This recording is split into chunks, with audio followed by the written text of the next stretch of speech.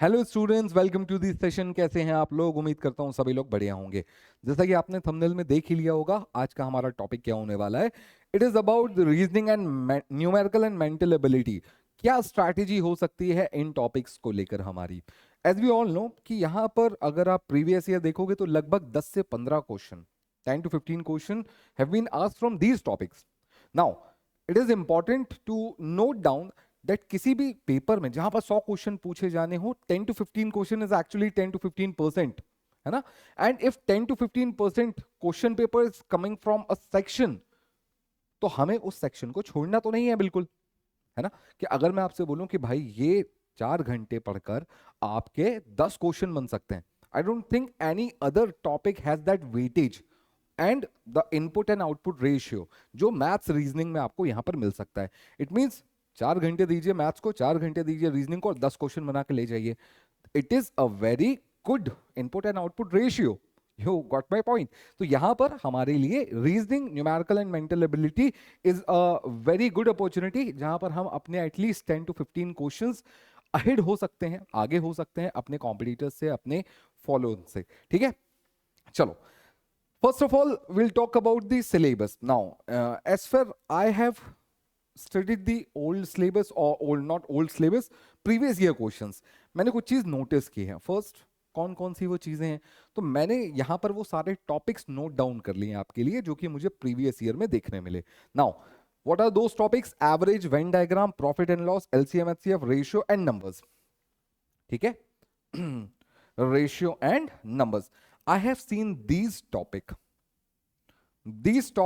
in your previous year papers. Now, important thing is this, that there are few topics which are not mentioned over here, but still they hold an important weightage. How? Like percentage. There's not a single question from percentage, but each topic has their own question and usage of or application of percentage. तो कुछ chapters ऐसे होते हैं जिनको कहीं ना कहीं हमें बेसिक से पढ़ना ही पड़ता है, क्योंकि कहीं ना कहीं बाकी चैप्टर्स में उन टॉपिक्स का इन्वॉल्वमेंट बहुत होता है। जैसे रेशियो, है ना, परसेंटेज। नाउ मैंने परसेंटेज मेंशन नहीं किया, पर परसेंटेज मुझे एलसीएम एचसीएफ में भी दिखाई दिया, वेन डायग्राम में भी दिखाई दिया, and obviously profit and loss में तो प्रॉफिट परसेंट और लॉस परसेंट होते ही है, तो परसेंटेज यहां पर भी है। So there are few topics like percentage, number system and ratio proportion. These are few topics जो कि वैसे भी आपको बाकी सारे टॉपिक्स के अंदर कहीं ना कहीं इन्वॉल्व होते हुए दिखाई देंगे। तो अगर आप पढ़ना चाहते हो ना, और अपने 10-15 नंबर इकट्ठा करना चाहते हो, 10-15 क्वेश्चन अपने बिल्कुल पक्के करना चाहते हो, तो मैथमेटिक्स के जो 4-5 क्वेश्चन आने वाले हैं, उसका सबसे बढ़िया तरीका क्या होगा? सबसे पहले वो जो बेसिक लेवल ऑफ अंडरस्टैंडिंग है ना, वो कंसेप्चुअली थोड़ी सी क्लियर कर लो। कौन कौन से टॉपिक है, मैं बिल्कुल सिंपल बता देता हूँ। Ratio proportion, percentage, number system, average. अगर आपने ये 4 टॉपिक पढ़ लिए, मैं ऐसा कह सकता हूं कि आपको कहीं ना कहीं जितने 4-5 क्वेश्चन, 6 क्वेश्चन मैथमेटिक्स से आने हैं, आपके लिए वो बहुत इजीली डुएबल हो जाएंगे। Because questions are not that hard, but still from a very basic and grounded approach. तो अगर आप बिल्कुल बेसिक और ग्राउंडेड होकर भी इन टॉपिक्स को पढ़ लेते हो, तो ये क्वेश्चंस आपको बहुत इजीली बन जाएंगे। सबसे पहले यहां पर जरूरत क्या है? What you need is basic mathematical जो कैलकुलेशंस होती हैं, जो सिंप्लीफिकेशन होता है, उसकी क्लैरिटी। बस अगर इतना भी है, I could say 100%, 5 question 6 question आने हैं, आप आराम से 3 से 4 बना लोगे, अगर आपने सिर्फ बेसिक टॉपिक्स भी पढ़ लिए। और अगर जितने लिखे हैं इतने पूरे पढ़ लिए, तो एक भी क्वेश्चन बाहर नहीं जा रहा, 6 के 6 क्वेश्चन आप बना पाओगे। Okay, so these topics are important and as well as what I should say, not only important but necessary or essential for your examination.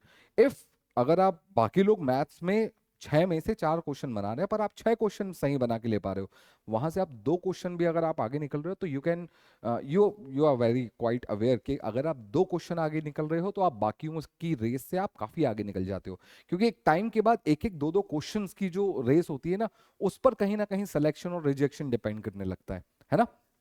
तो बहुत सारा सब्जेक्ट ऐसा है जो सब पढ़ रहे हैं, बट कुछ सब्जेक्ट ऐसा होता है जो बहुत ज्यादा लोग नहीं पढ़ते, बट जो थोड़ा भी उस पर ध्यान दे देते हैं ना, वो बहुत अच्छे से बाकियों से 2-4-10 क्वेश्चन तक आगे निकल जाते हैं। और फिर वही कहीं ना कहीं एक सिलेक्शन और रिजेक्शन कि क्राइटेरिया में आपको डिफरेंस देखने मिलता है। तो ये वो टॉपिक्स हैं जो कि आप सिर्फ एक बार बेसिक के हिसाब से भी पढ़ लोगे तो आप अपने आप बाकियों से 2-3 क्वेश्चन तो आगे हो गए। यहां से 2-3 क्वेश्चन आगे हो गए, 2-3 क्वेश्चन आगे आप रीजनिंग से हो जाओगे। Now reasoning is an important topic and quite easy also, because here you know कि there are very few topics of reasoning which have been asked in last 2 or 3 years, है ना? Coding decoding is one of the most important topic. I have seen 3 to 4 questions in last 2 years from coding decoding. Now number series, again 2 or 3 questions I have seen this thing, missing series, missing numbers and alphabetical series. Now alphabetical series से as such मुझे कोई question नहीं दिखाई दिया, but मुझे क्या यहाँ पर लगा, मुझे ये लगा कि अगर उसने ये 2 चीजें एक्सप्लोर कर चुका है तो अगला जो एक्सप्लोरेशन है वो कहीं ना कहीं अल्फाबेटिकल सीरीज पर हो सकता है। ठीक है, तो there are very few topics जो कि आपको मैथ्स एंड रीजनिंग मिलकर पढ़ने पड़ेंगे।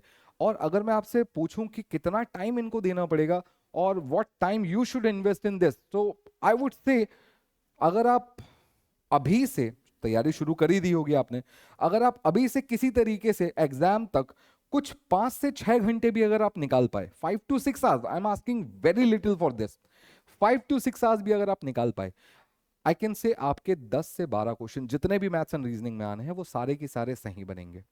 एंड इवन अगर आप जैसे जिसने नहीं पढ़ा या जिसने थोड़ा बहुत पढ़ा, आप समझो 12 क्वेश्चन आने हैं, कोई इन्हीं 12 में से 8 क्वेश्चन सही बना रहा होगा, कोई इन्हीं 12 में से 10 क्वेश्चन सही बना रहा होगा, कोई इन्हीं 12 में से 12 क्वेश्चन सही बना रहा होगा। ऑब्वियसली जिसने 8 क्वेश्चन सही बनाए वो बुरा तो नहीं था, बट ये 12 क्वेश्चन और 10 क्वेश्चन वाले से तो वो पीछे रह गया ना। भले ही दोनों ने बाकी जो आपके जुडिशरी वाले सिलेबस है उनके सिलेबस के सारे क्वेश्चन एग्जैक्ट नंबर सही बनाए होंगे। मैं मान लो अगर मैं कह रहा हूं आपके पास 85 क्वेश्चंस और 90 क्वेश्चंस तक आपके जो मेन सिलेबस है जुडिशरी का आपसे वो पूछा जा रहा है, ठीक है, एक एग्जांपल ले रहा हूं, 80 में से सभी लोग 70 क्वेश्चन सही बना लिए, तीनों बच्चों ने 70 क्वेश्चन सही बनाए हैं। अब बताओ रेस कौन जीता? वो बंदा जिसने इस 12 को अचीव कर लिया। दूसरी बात, ये उनके लिए भी अच्छा है जिनका कहीं ना कहीं एक छोटा सा सेक्शन वीक पड़ गया। ठीक है भाई, देखो 70 क्वेश्चन में जरूरी नहीं सब, 80 क्वेश्चन में जरूरी नहीं सब लोग 70 बना पाए। मान लो किसी ने 68 ही बना पाया, 2 क्वेश्चन उससे बाय मिस्टेक गलत हो ही गए, कहीं ना कहीं ये सेक्शन आपका उसको कंपनसेट कर रहा है। और मंग क्या रहा है ये, what it's demand, it demands only 5 to 6 hours in total, not each topic or each subject. In total it demand 5 or 6 hours. अगर 5 से 6 घंटे में आपके 10 से 12 क्वेश्चन रेडी हो रहे हैं, आई डोंट थिंक इससे अच्छा इनपुट आउटपुट का रेशियो कहीं और आपको मिलने वाला है। ठीक है, so I am just trying to telling you the importance of the topics, weightage and हाँ, कुछ सालों में मैंने ये भी देखा है 2019, 22, 23 papers, I have seen that there is a quite increase in number of questions from reasoning and mental and numerical ability. 2019 में मुश्किल से 5-7 क्वेश्चन थे, 22 में थोड़े और बढ़े, 23 में थोड़े और बढ़े, now it is around 10 to 12 questions. अगर ये थोड़ा और वेटेज बढ़ गया तो कहीं ना कहीं आप एक एज पर आ जाओगे बाकियों से, है ना। So only 5 to 6 hours and you will get these number of questions very correct. So don't worry, we are planning for some YouTube sessions also. ये 5 से 6 घंटे मैं आपके लूंगा और इसके अलावा आपको इससे ज्यादा कुछ पढ़ने की जरूरत नहीं पड़ेगी, and you will see that you are going to make all these 12 question corrects in your examination. Okay, so these are bit knowledge about your reasoning and mental ability, because few of the students have been searching for this कि क्या mental ability, numerical ability और mathematics में क्या पढ़ लें कि वो exam relevant हो जाए, because mathematics is a very big topic, number of topics are there, number of questions were there.